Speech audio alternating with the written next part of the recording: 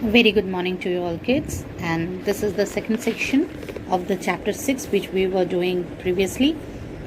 We discussed about the hot desert, its location, the climate, and the plant life there, how the climate affects the living there, and what are the reasons behind the extreme climates over there in the hot deserts. And now, in this video, we will discuss about the animal life and the human life and what are the occupations which are there in the desert areas. Okay, so now let us first see the animal life in the deserts. Okay, so for that, here you can see these pictures are mentioned in your book also. These are the images of a scorpion, a jerboa. Many types of animals and insects are there in the deserts, and wildlife also there, like hyenas, foxes, jerboas, hedgehogs, and variety of insects are found in the desert areas.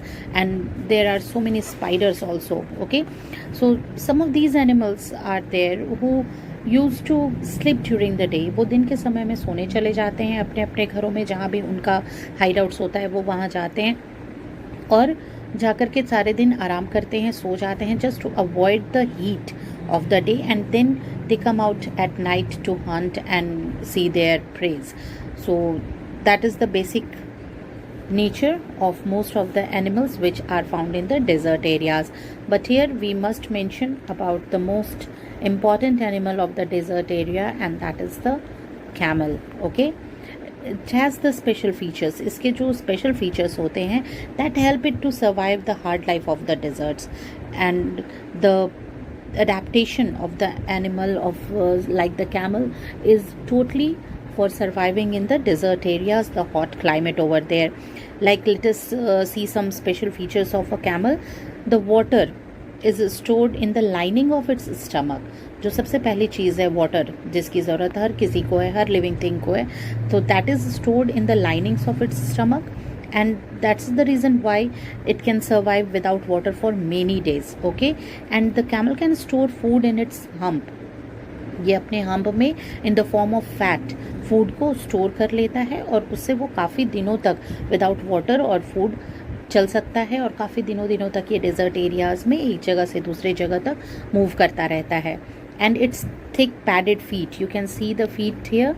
ये बहुत ही ज़्यादा thick होते हैं और padded feet होते हैं, मोटे मोटे होते हैं, और लॉन्ग लेग होते हैं, so that it can run easily in the desert and the sand. Okay, then if we see about the different features like the eyes, you can see here it's not quite clear, but the eyelids of the camel protects its eyes during the sandstorms. बहुत धूल भरी आंधियाँ चलती हैं वहाँ, साथ में पूरे रेत और जो भी बालू होता है वो वहाँ जो हवा चल रही होती है वो अपने साथ रेत और पूरा डस्ट और को अपने साथ लेकर के उड़ती है, और वो आँखों में लगता है. सो कैमल जो होते हैं इनके आईलिड्स बहुत ही ज़्यादा थिक होते हैं. They are in 3 layers. Okay, 3 layer में इनके आईलिड्स होते हैं, और जो कि प्रोटेक्ट करते हैं इनके आईज़ को, ताकि किसी भी तरह का सैंड या कोई भी डस्ट इनकी आँखों में न जा सके, और ये बिल्कुल आराम से स्मूथली मूव करते रहें अपने रास्ते पे. Because on the way they get such kind of storms every now and then. हर समय कहीं ना कहीं से धूल भरी आंधी चलती ही रहती है उन जगहों पे. And also the small ears and the nostrils, ये जो ईयर और नस्ट्रल्स हैं ये बहुत ही छोटे छोटे हैं होते हैं इनके, जिसके कारण ये प्रिवेंट करते हैं सैंड को, ताकि इसमें एंटर न कर सकें. Okay, so the eyelids, the small ear and the नस्ट्रल्स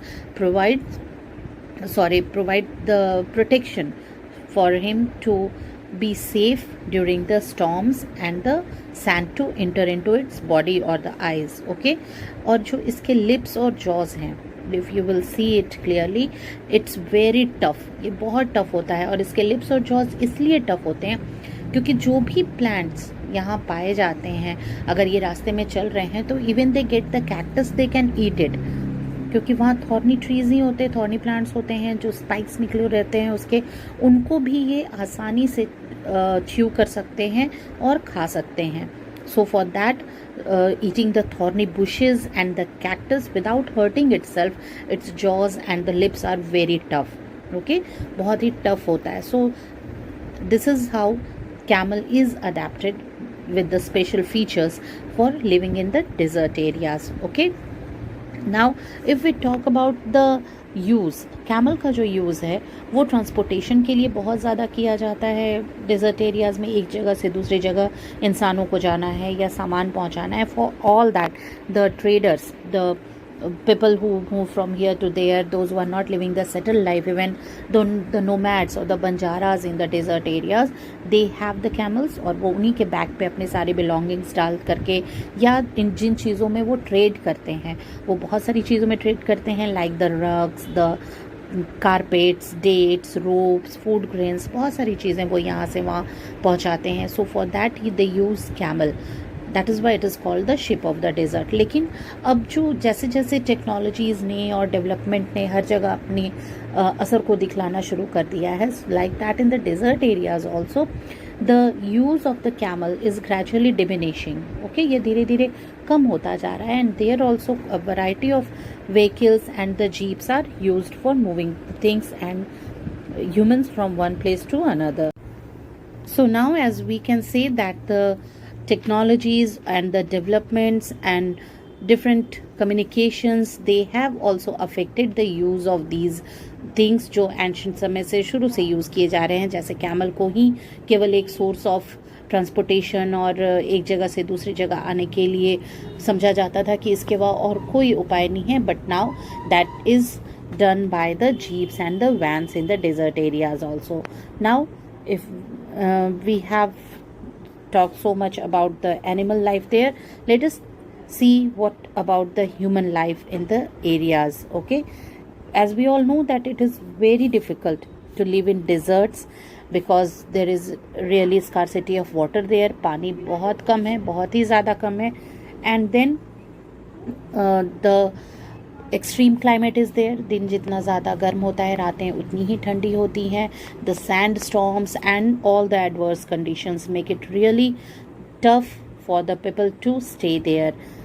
so that is why the population is not that much dense, very scarce population is there, and the people, those who live there, their chief occupations are animal rearing, trading, farming and mining. They trade in so many different things, like the things which are in demand from these people are the rugs, the carpets, dates, ropes and food grains. ये सारी चीज़ें बहुत ज़्यादा demand में हैं जिसे ये लोग पूरा करते हैं। and we can say that due to the scarcity of water and the food, या जो पास्चर एरिया है जहाँ ग्रेजिंग के लिए एनिमल को ले जा सकते हैं, इन चीज़ों की कमी के कारण they are really forced to move from one place to another. वो एक जगह से दूसरी जगह तक फूड, वाटर और ग्रेजिंग फील्ड के तलाश में घूमते रहते हैं। And they live in tents wherever they go. वो जहाँ भी जाते हैं वो अपनी सारी बिलोंगिंग्स को हमेशा अपने साथ कैरी करते हैं। उनकी जितनी भी चीज़ें हैं वो उनके साथ रहती हैं, because animals are there, they carry the loads and they also are very hard working people, so they carry all their belongings with them. The Bedouins of the North Africa and Arabia are the ones who make the tents from the goat or the camel skin. गोट या camel के skin से ये लोग अपना tent बनाते हैं और ये बहुत ही इजी होता है कैरी करने, because they know that they have to move from one place to another. तो ये अपने टेंट्स भी उसी तरह के बनाते हैं, वैसे ही मटेरियल से बनाते हैं जिसे easily कैरी किया जा सके। So they use goat and camel skin for making their tents and they search for oasis all the time. Oasis is a place in desert areas where the underground water comes to the surface.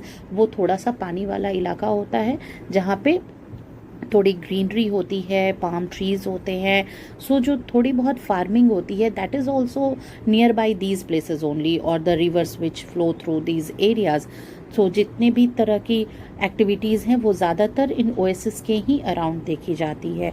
Like they grow the crops और like rice, millet and maize in summer and the wheat, barley, beans and lentils that are grown in winters. But the another very important tree that is found in the deserts, they are the date palm tree. Okay, date palm trees are the very important ones. ये बहुत तरह से useful है desert dwellers के लिए। जो लोग वहाँ रहते हैं उन्हें ये बहुत काम आता है। Like the fruit of this tree is very rich in vitamin and sugar, बहुत ज़्यादा रिच होता है, बहुत हेल्दी होता है। और जो इसके सीड्स होते हैं वो यूज़ किए जाते हैं कैटल को खिलाने के लिए। Okay, and the stem of this tree is used for making ropes, उससे रस्सियाँ भी बनाई जाती हैं। So this tree is very much useful for the people who are living there. The other activities which are very common and important in the desert areas are mining also, like the Sahara Desert is rich in iron ore, copper, petroleum, natural gas. आप लोगों ने सुना होगा कि जितने भी petroleum products हैं, like they come from the Saudi countries जो कि मोस्टली डेजर्ट एरियाज़ में हैं, like the countries Iran, Iraq, Kuwait, Saudi Arabia, they are rich in petroleums. Okay, and the copper and nitrate are also found in Atacama deserts. So these are the chief activities done in the desert areas. So we have completed the chapter now. You have to go through it. आप पूरे chapter को पढ़िएगा बहुत ध्यान से, and then underline the words which you feel like as difficult in pronouncing or the spellings. Do it by yourself and go through it. Learn everything and all the points of the let's recall. Okay, thank you.